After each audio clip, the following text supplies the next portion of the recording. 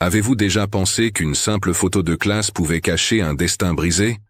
En septembre 1922, dans un petit village viticole près de Reims, 21 enfants se sont alignés devant l'objectif d'un photographe itinérant. Tout semblait ordinaire, sauf pour une fillette de 11 ans au ruban bleu noué à son poignet. Ce que personne ne savait, c'est que cette journée serait sa dernière à l'école, et que 3 heures plus tard, elle disparaîtrait à jamais du regard de ses camarades. Comment une image apparemment banale a-t-elle pu devenir le témoin silencieux d'un drame? Restez avec moi. Aujourd'hui, vous allez découvrir cette histoire dramatisée, inspirée de faits réels et d'archives oubliées, qui révèlent jusqu'où une famille peut aller pour survivre. Avant de commencer, abonnez-vous à la chaîne, cliquez sur « J'aime » et dites-nous dans les commentaires de quelle ville vous regardez cette vidéo. C'est important, car chaque nouvelle inscription et chaque partage nous aident à continuer à raconter ces histoires dramatisées, inspirées de faits réels historiques, qui portent des leçons de vie et des messages de mémoire collective. Cette photographie scolaire de septembre 1922 cache un secret si déchirant que pendant 60 ans, personne n'a osé raconter ce qui s'est vraiment passé ce jour-là dans ce petit village viticole près de Reims. Et si vous restez jusqu'à la fin, vous découvrirez pourquoi la petite fille au centre de l'image sourit malgré le fait qu'elle sait qu'en 3 heures, elle ne reverra plus jamais ses camarades de classe. Voici l'histoire de Claire Delaunay, 11 ans, qui a sacrifié son enfance pour sauver sa mère de la ruine et dont le destin reste un mystère jusqu'à aujourd'hui. Regardez attentivement cette photo. 21 enfants alignés devant le mur blanc de l'école municipale. Au centre, une fillette avec une tresse unique, des chaussures usées et un ruban bleu noué au poignet. Ce ruban n'est pas un ornement. C'est le dernier cadeau de son père, mort dans les tranchées de Verdun en 1914. Les archives paroissiales de Reims confirment que le soldat Auguste Delaunay est tombé le 23 octobre, laissant derrière lui une veuve enceinte et une petite Claire de 3 ans. Mais ce que ces archives ne disent pas, c'est que 8 ans plus tard, ce ruban deviendrait le symbole silencieux d'une séparation forcée. Claire Delaunay se tient droite, mais son sourire ne monte pas jusqu'à ses yeux. À sa gauche, Jeanne Morel serre si fort le tissu de sa robe que ses jointures blanchissent. Derrière elle, mademoiselle Marguerite Dupuis, 27 ans, institutrice depuis 4 ans selon les registres de l'éducation nationale conservés aux archives départementales de la Marne, pose délicatement sa main sur l'épaule de Claire. Un geste presque invisible, mais capturé pour l'éternité. Et là, dans le coin droit de l'image, flou mais présent, un homme attend près du portail en fer forgé. Chapeau bas, mains croisées dans le dos. Il attend. Il observe. Dans exactement 3 heures, il emmènera Claire pour toujours. Comment une simple photo scolaire peut-elle contenir tant de douleurs cachées?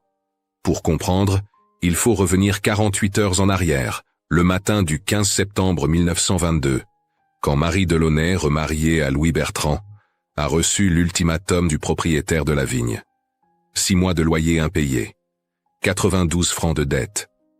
Une somme impossible pour une famille qui survit à peine avec le maigre salaire de journalier du beau-père. Les livres de comptes du domaine Château-Thierry, aujourd'hui conservés dans une collection privée, mentionnent la famille Bertrand parmi les cas difficiles de l'année 1922. Marie Delaunay-Bertrand ne savait ni lire ni écrire. Elle signait d'une croix tremblante. Mais elle savait compter. Elle savait que 92 francs représentaient plus de 3 mois de salaire. Elle savait aussi qu'un arrangement avait été proposé par Monsieur Laroche, négociant en vin à Reims. Sa belle-fille Claire pourrait entrer à son service comme bonne d'enfant. Logée, nourrie et même éduquée, promettait-il. Un contrat verbal, rien d'écrit. Juste la parole d'un homme d'affaires contre celle d'une veuve illettrée. Claire avait tout entendu à travers la cloison mince de leur petite maison. Le murmure étouffé de sa mère, le silence pesant de son beau-père. Le raclement de la chaise quand il s'était levé pour accepter. Cette nuit-là, Claire n'a pas dormi. Elle a serré contre elle le ruban bleu de son père et a compté les heures qui la séparaient de sa dernière journée d'école. 72 heures, puis 48, puis 24. Le matin du 17 septembre, Jour de la photographie, Claire s'est levée avant l'aube. Sa mère avait cousu en secret 3 pièces de 5 francs dans l'ourlet de sa robe. Un petit trésor caché qui représentait des mois d'économie sur le pain. Marie n'a pas regardé sa fille dans les yeux ce matin-là. Elle a juste murmuré « Pardonne-moi », en nouant la tresse de Claire plus serrée que d'habitude, comme pour la retenir encore un peu. À l'école, mademoiselle Dupuis avait remarqué le changement dès le premier jour. Claire, d'habitude si appliquée, avait écrit « clarté » au lieu de Claire sur son ardoise. Quand l'institutrice lui avait demandé pourquoi, l'enfant avait répondu « Je veux devenir lumière pour m'échapper par la fenêtre ». Les autres élèves avaient ri. Pas Jeanne. Elle connaissait son amie. Elle savait que Claire ne plaisantait jamais avec les mots. La veille de la photo, mademoiselle Dupuis avait tenté d'intervenir. Elle avait marché les 3 kilomètres jusqu'à la maison des Bertrand. Louis Bertrand l'avait reçue sur le pas de la porte, sans la faire entrer. « Ne vous mêlez pas de ce qui ne vous regarde pas, mademoiselle. C'est une affaire de famille. » Elle avait insisté. Il avait menacé d'écrire à l'inspecteur d'académie pour se plaindre du harcèlement. Une jeune institutrice célibataire contre un homme marié et chef de famille. Elle savait qu'elle perdrait son poste. Mais Marguerite Dupuis n'abandonnait pas facilement. Le matin de la photo, elle est arrivée 1 heure plus tôt à l'école. Dans le tiroir de son bureau, elle a pris son exemplaire personnel des Fables de La Fontaine, celui avec la couverture en cuir rouge que sa mère lui avait offert pour sa nomination. Sur la page de garde, elle a écrit « Pour Claire, qui comprend que les mots sont des ailes, continue de voler, M.D. » Elle glisserait le livre dans les affaires de Claire juste avant son départ. Quand monsieur Armand Levesque, le photographe itinérant, est arrivé avec son matériel, les enfants étaient déjà alignés dans la cour. C'était une tradition annuelle, ces photos scolaires commandées par le ministère pour documenter le progrès de l'instruction républicaine. Les clichés de Levesque sont aujourd'hui dispersés dans diverses collections, mais celui-ci, avec ses 21 enfants du village de Chamery, reste unique par ce qu'il cache. « Regardez l'œil de verre », a lancé le photographe en disparaissant sous son voile noir. Les enfants ont obéi, tous sauf Claire qui, pendant une fraction de seconde, a tourné les yeux vers le portail. L'homme était là, Monsieur Laroche lui-même, venu s'assurer que la marchandise serait prête. Le temps de revenir face à l'objectif, son visage s'était figé dans ce demi-sourire qui hante encore ceux qui connaissent l'histoire. C'est à ce moment précis que tout s'est joué. Dans les 3 secondes qui ont précédé le déclenchement, un ballet silencieux s'est orchestré. Mademoiselle Dupuis a posé sa main sur l'épaule de Claire, un geste de protection futile mais nécessaire. Claire a saisi le poignet de Jeanne, ses ongles s'enfonçant dans la peau de son amie. Jeanne a retenu ses larmes en serrant sa robe. Les autres enfants, sans comprendre exactement quoi, ont senti la tension et se sont rapprochés imperceptiblement de Claire, comme pour former un bouclier humain. Le déclenchement, le flash de magnésium, l'instant figé pour l'éternité, une photo scolaire ordinaire en apparence, 21 enfants, une institutrice, un jour de septembre 1922. Mais pour qui sait regarder, c'est l'image d'une enfance volée, d'une amitié brisée, d'une injustice légale.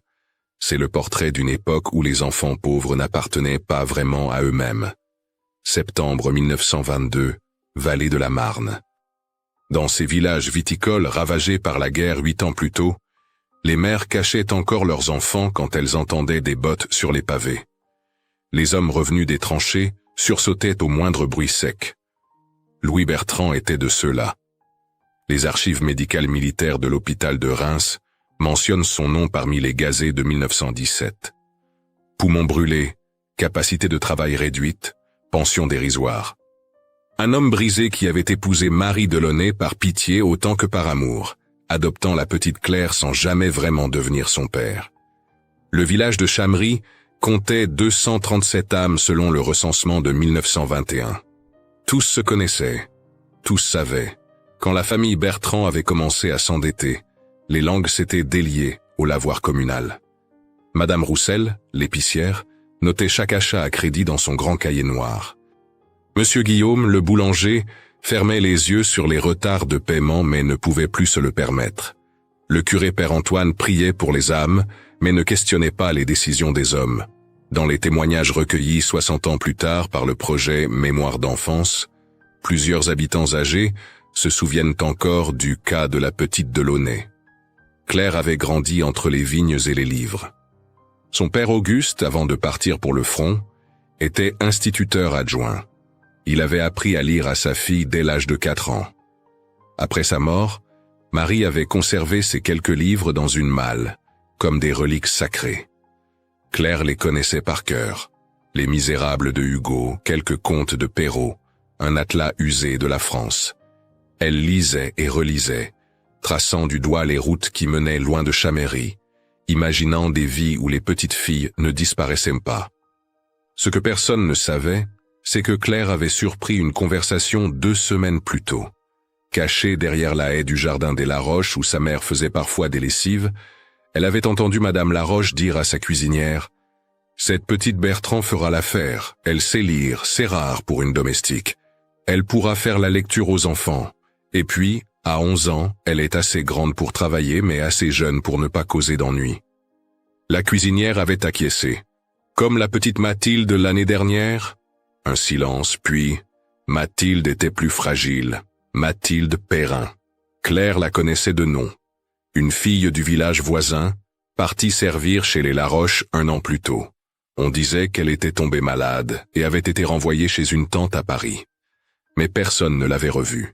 Sa mère était venue une fois au village, les yeux rouges, repartie sans un mot. Les registres de décès de la préfecture de la Marne pour 1921 mentionnent une Mathilde P., 11 ans, morte de consomption dans un établissement parisien. Coïncidence? Les archives ne le précisent pas. Mademoiselle Dupuis connaissait ces rumeurs. Dans ses lettres à l'inspecteur d'académie, conservées aux archives nationales, elle évoque prudemment des situations préoccupantes concernant l'instruction obligatoire de certains élèves placés prématurément en service. Jamais de nom. Jamais d'accusation directe. Juste assez pour alerter, pas assez pour agir. La loi de Jules Ferry sur l'instruction obligatoire jusqu'à 13 ans existait depuis 1882, mais les exceptions pour nécessité familiale étaient courantes et rarement contestées. Le 16 septembre, la veille de la photo, Claire avait fait quelque chose d'extraordinaire. Elle avait lu sans faute l'intégralité d'un chapitre du manuel de géographie devant toute la classe. Les fleuves de France, leurs affluents, leurs embouchures. Sa voix claire et assurée avait rempli la salle. Quand elle avait terminé, un silence admiratif avait flotté, puis les applaudissements. Mademoiselle Dupuis avait les larmes aux yeux. Elle savait que c'était la dernière fois qu'elle entendrait cette voix dans sa classe. Jeanne Morel, assise à côté de Claire depuis 3 ans, avait tout compris sans qu'on lui dise.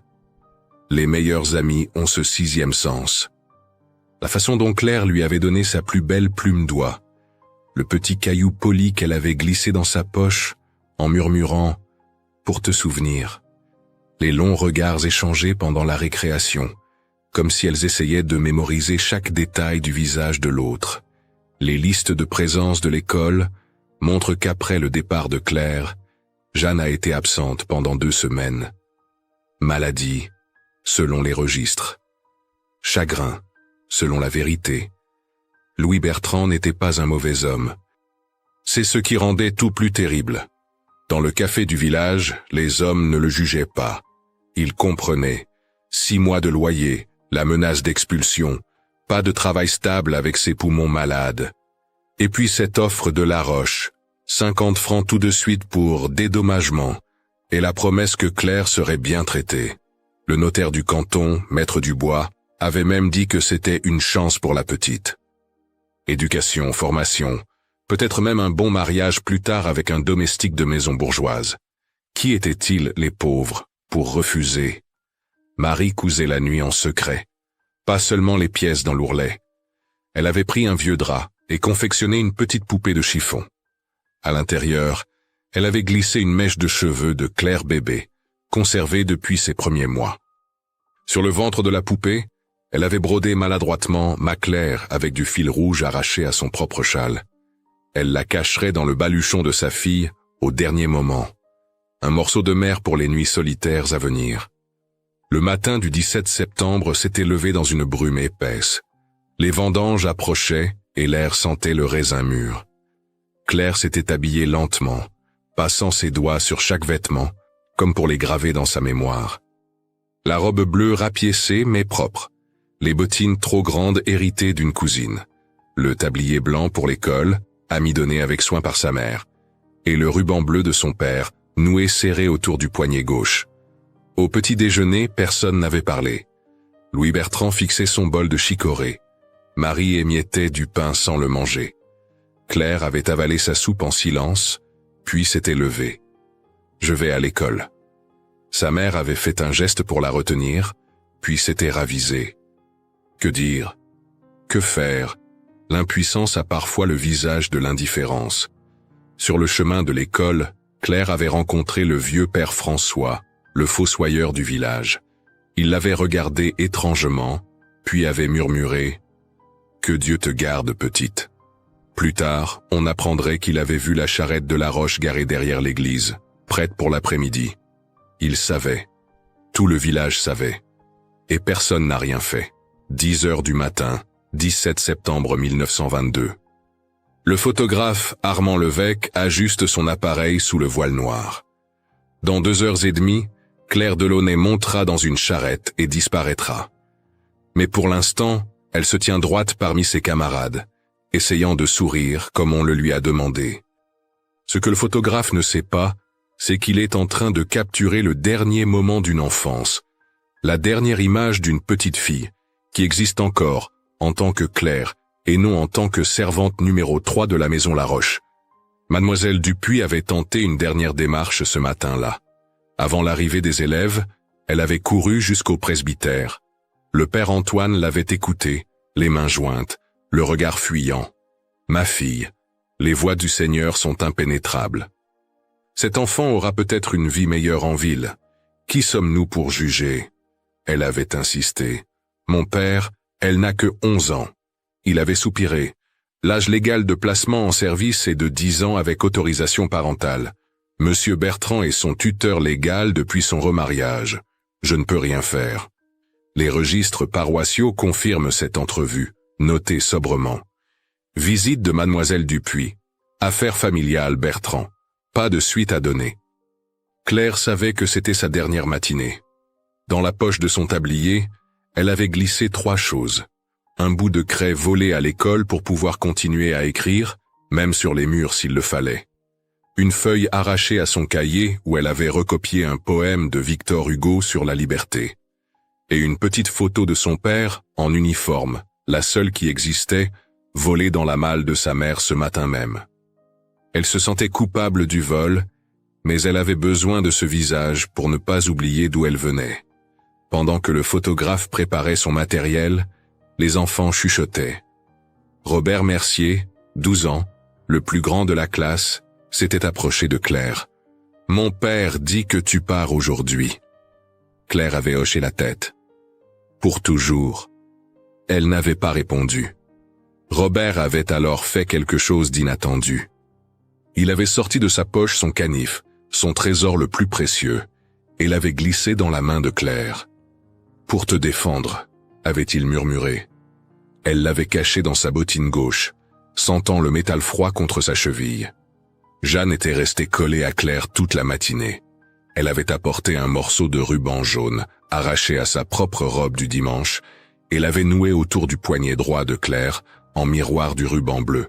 « Comme ça, tu auras un morceau de moi avec toi. » Les 2 fillettes s'étaient regardées, et dans ce regard, il y avait toute la tragédie de l'enfance brisée par les adultes.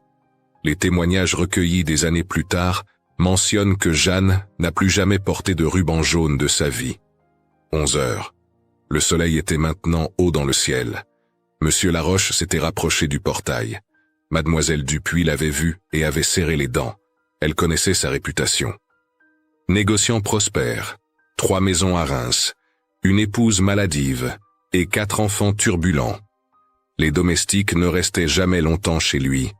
Toujours des raisons familiales ou des opportunités ailleurs. Les archives de la police de Reims mentionnent 2 plaintes déposées, puis mystérieusement retirées par d'anciennes employées de maison. Aucun détail, juste des dates et la mention « affaire classée ». C'est alors que Claire a fait quelque chose d'extraordinaire. Juste avant que le photographe ne déclenche, elle s'est tournée vers mademoiselle Dupuis et a dit « Assez fort pour que tous entendent, merci de m'avoir appris à lire, mademoiselle. Grâce à vous, je pourrai toujours m'évader. » L'institutrice a failli perdre sa composition. Elle a posé sa main sur l'épaule de Claire, un geste capturé pour l'éternité, et a répondu « Tu seras toujours mon élève, Claire.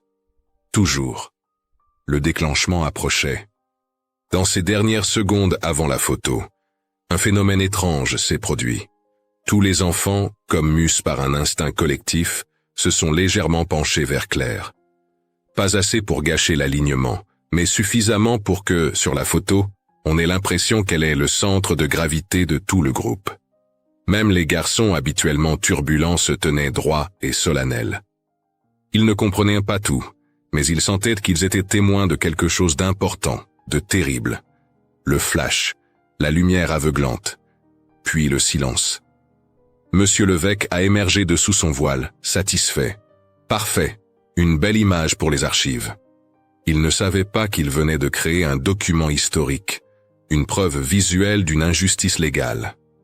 Les négatifs de cette série sont aujourd'hui conservés dans une collection privée à Paris.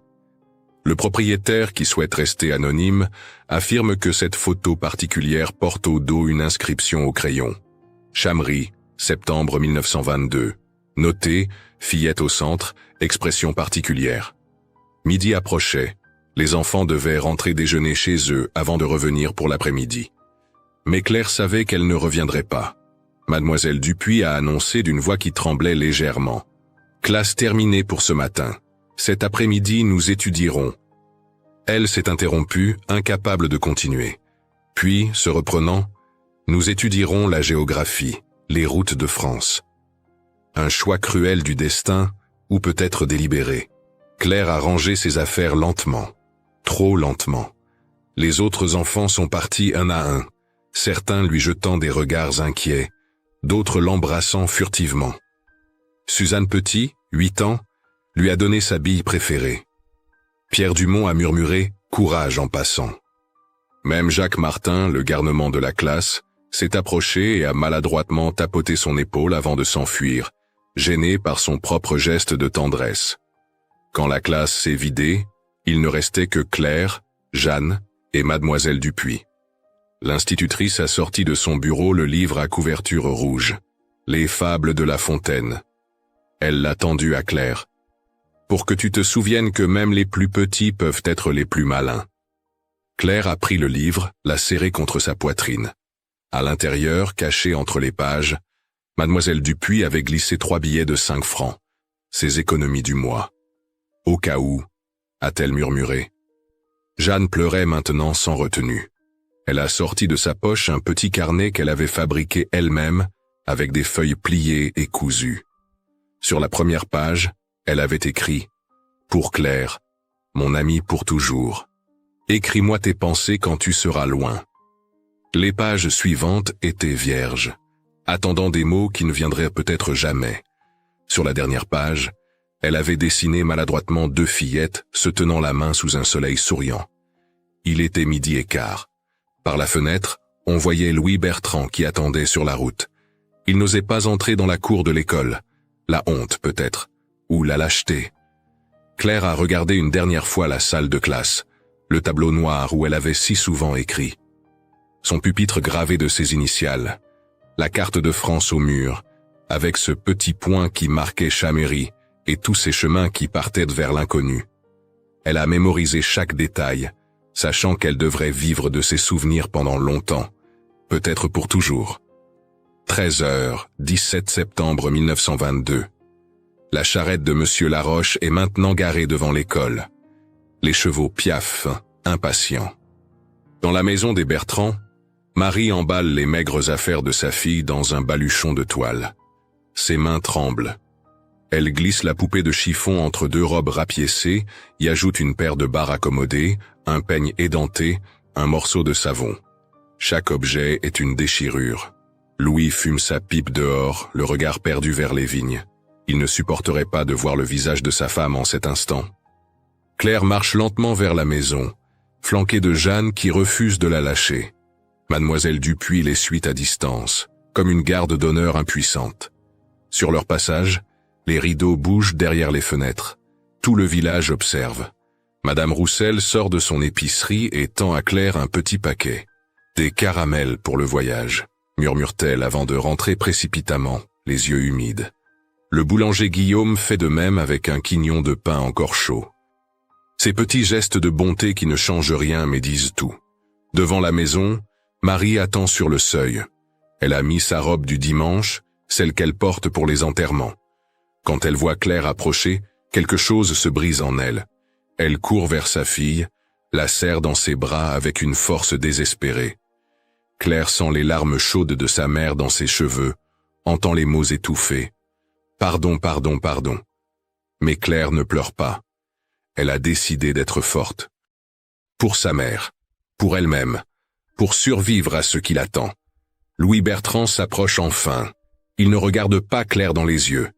Il marmonne quelque chose sur « une bonne opportunité » et l'éducation en ville. Personne ne l'écoute. Ses mots sonnent creux, répétés comme une leçon mal apprise.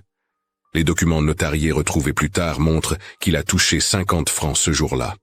Le prix d'une enfance. Il boira cet argent en moins d'un mois, hanté par le fantôme du regard de Claire.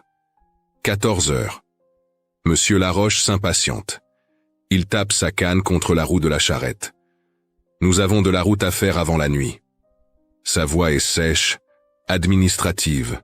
Pour lui, c'est une transaction commerciale. Claire n'est qu'une ligne dans son livre de compte. Les archives de son entreprise, saisies après sa faillite en 1934, mentionnent effectivement frais de personnel domestique, 50 francs, à la date du 17 septembre 1922. C'est le moment. Claire embrasse sa mère une dernière fois. Marie glisse dans la poche de sa fille un petit papier plié. L'adresse de ta tante à Lyon, si jamais... Elle ne finit pas sa phrase. Claire hoche la tête. Elle sait. Si jamais tout devient insupportable. Si jamais elle peut s'enfuir. Si jamais. Tant de si pour une enfant de 11 ans. Mademoiselle Dupuis s'avance. Elle prend le visage de Claire entre ses mains, la regarde droit dans les yeux. « Tu te souviens de ce que je t'ai enseigné sur la liberté ?» Claire récite d'une voix claire. « La liberté commence là où l'ignorance finit. » Victor Hugo. L'institutrice sourit à travers ses larmes. « N'oublie jamais, tant que tu sais lire et écrire, tu es libre dans ta tête. Personne ne peut t'enlever ça. » Jeanne s'accroche à Claire, sanglotant sans retenue maintenant. Claire la serre fort, puis la repousse doucement. « Je t'écrirai, » promet-elle, « même si je dois graver les mots sur les murs. » Elle détache le ruban bleu de son poignet, celui de son père, et le noue autour du poignet de Jeanne. « Garde-le pour moi, je reviendrai le chercher. » Un mensonge miséricordieux. Elles savent toutes les deux qu'elle ne reviendra pas. Claire monte dans la charrette. Le bois craque sous son poids léger. Elle s'assoit sur le banc dur, son baluchon serré contre elle. Monsieur Laroche s'installe à l'avant, prend les rênes. Il ne se retourne pas vers elle. Pour lui, elle est déjà invisible, déjà servante. La charrette s'ébranle. Le bruit des roues sur les pavés résonne dans le silence du village. Claire ne se retourne pas. Si elle regardait en arrière, elle perdrait le peu de courage qu'il lui reste. Mais Jeanne court derrière la charrette. Elle court jusqu'à perdre haleine, jusqu'à ce que ses petites jambes ne puissent plus. « Claire! Claire !» Ses cris déchirent l'air de septembre. Mademoiselle Dupuis la rattrape, la prend dans ses bras. Ensemble, elles regardent la charrette disparaître au tournant de la route, emportant Claire vers son destin inconnu. Marie s'effondre sur le seuil. Les voisines accourent, mais elle les repousse. Elle veut rester seule avec sa douleur. Louis disparaît vers le café du village. Il y restera jusqu'à la nuit, noyant sa honte dans le vin aigre. Les archives du café mentionnent une altercation ce soir-là. Louis Bertrand aurait frappé un homme qui avait osé dire « Alors, Bertrand, tu as vendu la petite ?» Le soir tombe sur Chamry. Dans la maison vide, Marie trouve sur l'oreiller de Claire un petit mot écrit au crayon volé. « Maman, je ne t'en veux pas. Je comprends. Un jour je reviendrai vous sortir de la misère. Je vous aime. Claire. » Marie gardera ce mot jusqu'à sa mort en 1947, plié dans son missel, comme une relique sacrée. Les inventaires après décès le mentionnent. Un billet manuscrit, illisible, très usé. Mademoiselle Dupuis reste tard à l'école ce soir-là. Elle écrit une longue lettre à l'inspecteur d'académie, détaillant les circonstances du départ de Claire. Elle sait que ça ne servira à rien, mais elle doit laisser une trace. Cette lettre, conservée aux archives nationales, est notre principale source sur cette journée. Elle se termine ainsi. « Je crains pour cette enfant. Elle est trop intelligente pour accepter son sort, trop jeune pour se défendre. J'ai échoué à la protéger. Cette fêlure me hantera toujours. » À 20 kilomètres de là, la charrette arrive à Reims dans l'obscurité. Claire découvre la grande maison de pierre de la rue du Temple. 3 étages, des fenêtres à barreaux au sous-sol où logent les domestiques. Madame Laroche l'attend dans le hall, l'examine comme on examine une marchandise. Elle est maigre. Il faudra la nourrir pour qu'elle ait de la force. Puis, à une servante. Montrez-lui sa paillasse. Le travail commence demain à 5 heures. Claire suit la servante dans l'escalier de service. Ses pas résonnent sur les marches de bois. Dans sa poche, elle serre le petit canif de Robert. Dans son baluchon, le livre de Mademoiselle Dupuis. Dans son cœur, la promesse faite à Jeanne. Elle ne sait pas encore qu'elle vient d'entrer dans une prison dorée dont elle ne sortira peut-être jamais. Elle ne sait pas que cette photographie prise le matin même sera la dernière trace officielle de son existence d'enfant libre. Les semaines qui suivirent le départ de Claire furent marquées par un silence pesant sur Chamry. Jeanne Morel ne retourna à l'école qu'après 2 semaines d'absence. Quand elle revint, elle s'assit à l'ancienne place de Claire, refusant obstinément de bouger. Mademoiselle Dupuis n'insista pas. Le pupitre vide devint un mémorial silencieux. Sur le bois, on pouvait encore voir les initiales CD gravées maladroitement au canif, et juste en dessous, Jeanne avait ajouté 1922, pour toujours. Marie Bertrand tenta d'envoyer une lettre à sa fille en octobre. Elle dicta les mots à Mademoiselle Dupuis, qui les transcrivit fidèlement. La lettre revint 3 semaines plus tard avec la mention « Destinataire introuvable ». Pourtant l'adresse était correcte. Les Laroche avaient-ils intercepté le courrier? Marie essaya encore 2 fois. Même résultat. Les archives postales de Reims ne gardent aucune trace de ces envois, comme s'ils n'avaient jamais existé. En novembre 1922, un événement étrange se produisit. Le boulanger Guillaume trouva un morceau de papier glissé sous sa porte un matin. Écrit au charbon, probablement sur un morceau d'emballage. « Je vais bien, dites-le à maman, c'est... » Était-ce vraiment de Claire? Comment ce message était-il arrivé jusqu'à Chamry? Guillaume le porta à Marie, qui pleura en reconnaissant l'écriture de sa fille. Cette façon particulière de former les « A » que lui avait enseigné son père.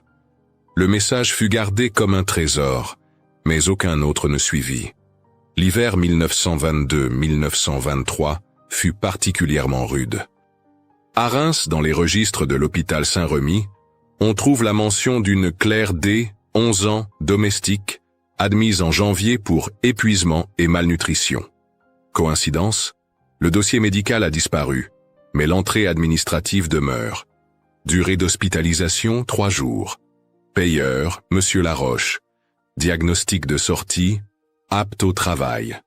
Rien de plus. Mademoiselle Dupuis ne cessa jamais ses démarches. Elle écrivit au préfet, aux députés, même au ministère. Les réponses étaient toujours les mêmes. Placement légal, autorité parentale respectée, aucun motif d'intervention. La législation sur le travail des enfants existait, mais les exceptions étaient si nombreuses qu'elles ne protégeaient presque personne. Les archives de ces correspondances montrent qu'elle envoya 23 lettres officielles entre septembre 1922 et juin 1923. En mars 1923, un fait troublant. Une institutrice de Reims, mademoiselle Moreau, écrivit à mademoiselle Dupuis. Elle avait aperçu une jeune fille correspondant à la description de Claire au marché, accompagnant une domestique plus âgée. La fillette portait une coiffe de servante, mais avait murmuré en passant devant l'étal du libraire. Victor Hugo. Les Misérables. Page 247. Mademoiselle Dupuis vérifia. Page 247, un passage sur Cosette chez les Thénardier. Un message, un appel à l'aide, elle ne le saurait jamais. Louis Bertrand mourut en février 1924. Cirrhose du foie, disent les registres de décès. Il n'avait que 41 ans. Sur son lit de mort, il aurait murmuré le nom de Claire et demandé pardon. Marie se retrouva veuve une seconde fois, mais étrangement, la mort de Louis sembla la libérer. Elle quitta Chamery, partit chez sa sœur à Lyon. Avant de partir, elle confia à Jeanne le ruban bleu de Claire. « Si elle revient, tu le lui rendras. » Les années passèrent. 1925, 1926, 1927. Aucune nouvelle de Claire. Les Laroche avaient quitté Reims en 1925, partis s'installer à Paris selon les registres commerciaux.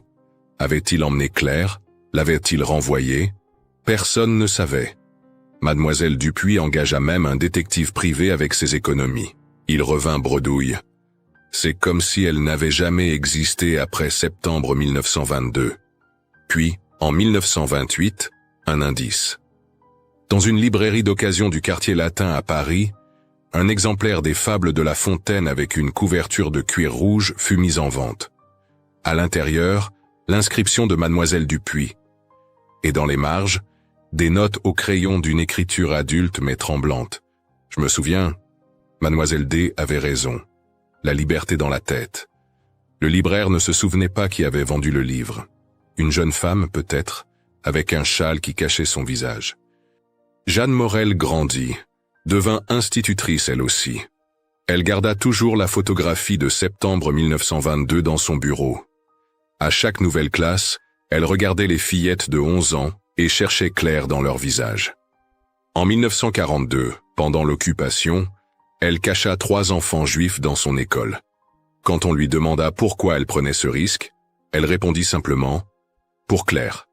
Pour toutes les Claires qu'on arrache à leur enfance. » En 1982, lors du projet Mémoire d'enfance mené par l'Université de Reims, Jeanne, alors âgée de 71 ans, fut interviewée.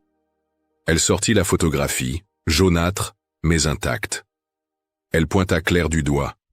Elle m'a appris que parfois, la plus grande résistance est de ne jamais oublier. Je n'ai jamais su ce qu'elle est devenue. Mais regardez ses yeux sur cette photo. Regardez bien. Elle savait qu'elle partait, mais elle nous dit qu'elle survivrait, d'une façon ou d'une autre. Les recherches menées dans les années 1980 n'ont jamais permis de retrouver la trace officielle de Claire après 1923. Pas de certificat de décès, pas de mariage enregistré, pas de mention dans les recensements, comme si elle s'était évaporée. Mais en 1987, lors de la démolition d'un immeuble rue du Temple à Reims, l'ancienne maison des Laroche, les ouvriers trouvèrent sous une latte du plancher au sous-sol un petit carnet enveloppé dans de la toile cirée. À l'intérieur, des pages couvertes d'une écriture serrée, des copies de poèmes, des réflexions sur la liberté, des dessins de vignes et de maisons. Et sur la dernière page, cette phrase « Je suis Claire Delaunay. J'existe. Septembre 1922. » Le carnet est aujourd'hui conservé aux archives départementales de la Marne, Côte 3J 247. Les experts en graphologie confirment, l'écriture évolue de celle d'une enfant à celle d'une jeune adulte. Les dernières entrées datent approximativement de 1925. En 2002, une vieille dame se présenta au musée de l'école de Champagne. Elle demanda à voir la photo de 1922. Quand on lui montra, elle resta longtemps silencieuse, puis murmura « Ma grand-mère me racontait cette histoire. Elle disait qu'elle avait connu une Claire à Paris dans les années 30, une femme qui apprenait à lire aux enfants des rues, gratuitement, en secret. Elle disparaissait dès qu'on posait des questions. » La vieille dame repartit sans laisser son nom. Aujourd'hui, la photographie de septembre 1922 circule parfois sur Internet, partagée par ceux qui s'intéressent aux histoires oubliées. La plupart voient une simple photo scolaire d'époque. Mais ceux qui connaissent l'histoire regardent différemment. Ils voient le ruban bleu au poignet, la main de l'institutrice sur l'épaule, l'homme flou près du portail. Et surtout, ils voient dans les yeux de Claire non pas de la résignation, mais une détermination farouche. L'histoire de Claire Delaunay nous enseigne que l'injustice peut voler l'enfance, mais pas l'humanité. Que la mémoire est une forme de résistance. Que parfois, disparaître n'est pas mourir, mais devenir autre chose, quelque chose que les registres officiels ne peuvent capturer. Chaque enfant arraché à sa vie mérite d'être remembré. Chaque Claire mérite qu'on raconte son histoire. Cette photographie reste le seul témoin visuel de ce jour de septembre 1922. Elle nous rappelle de regarder au-delà des sourires forcés, de questionner les silences, de ne jamais accepter qu'un enfant disparaisse dans l'indifférence. Car derrière chaque image se cache une histoire. Et certaines histoires, même incomplètes, méritent de traverser le temps pour nous rappeler qui nous étions, et qui nous ne devons plus jamais être. L'histoire de Claire Delaunay est une dramatisation inspirée de faits historiques et de réalités sociales de l'époque. Elle nous rappelle que la pauvreté et l'injustice pouvaient arracher un enfant à son enfance, mais qu'aucune force ne pouvait effacer son humanité, ni la mémoire de ceux qui l'ont aimé. Elle nous enseigne aussi que se souvenir et transmettre ces histoires, c'est une façon de résister à l'oubli et de protéger les générations futures. Et vous, qu'est-ce qui vous a le plus touché dans le destin de Claire? Avez-vous déjà entendu dans votre famille ou votre région des récits d'enfants ou d'ancêtres qui ont dû affronter de dures épreuves pour survivre? Pensez-vous que la mémoire collective a un rôle à jouer pour éviter que de telles injustices se répètent? Si vous êtes arrivé jusqu'ici, écrivez le mot « mémoire » dans les commentaires pour que nous sachions que vous avez écouté cette histoire jusqu'au bout. Dites-nous aussi de quelle ville vous nous regardez et si vous le souhaitez, partagez une histoire ancienne de vos grands-parents ou arrière-grands-parents qui pourrait inspirer de futures vidéos. Merci de faire vivre ce projet avec nous.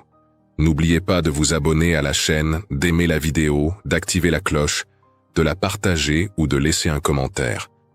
Et surtout, cliquez sur le prochain épisode dans le card final pour continuer à découvrir d'autres histoires oubliées qui nous parlent encore aujourd'hui.